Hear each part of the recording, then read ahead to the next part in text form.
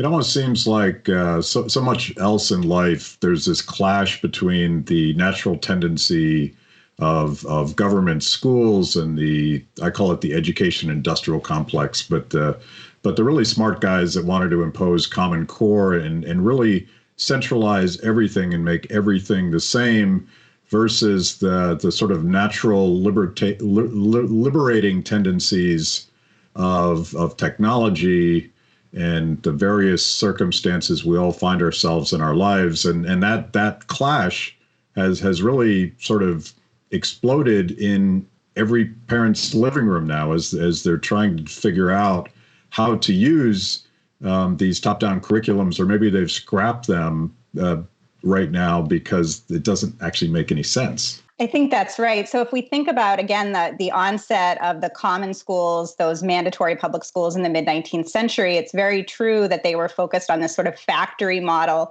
of schooling. It was adopted from the Prussian model that focused on order and compliance and obedience and conformity, really having a trained and obedient, compliant workforce. And that was the norm throughout the 19th century and into the 20th century.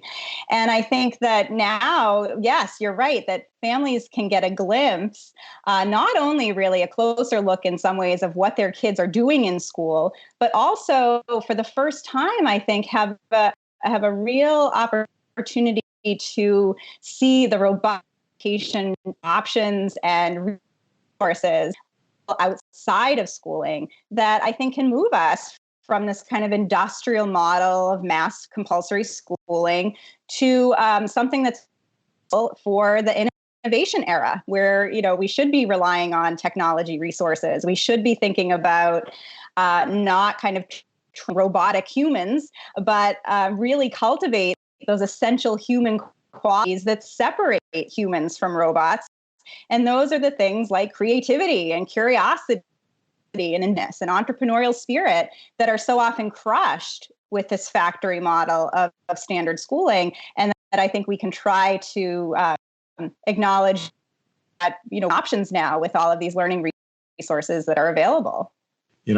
I smiled. One of the articles that you linked to, you've been publishing like a lunatic over the last month or so, and I recommend that everybody read all of the stuff that you've posted on Cato and at Fee. But you linked to the former education secretary from Tennessee, I believe, that was very worried that this break from top-down factory schooling was going to set an entire generation of kids back. And he made an argument that I had never heard before. I'm sure you know this argument well, but he basically argued that every time kids take a break from public schooling and go home for the summer, they lose all of the learning that they got during the school year, which made me ask the question, like, if it was learning, it wouldn't have just evaporated overnight. So you wonder if they're not giving a critique of their own system.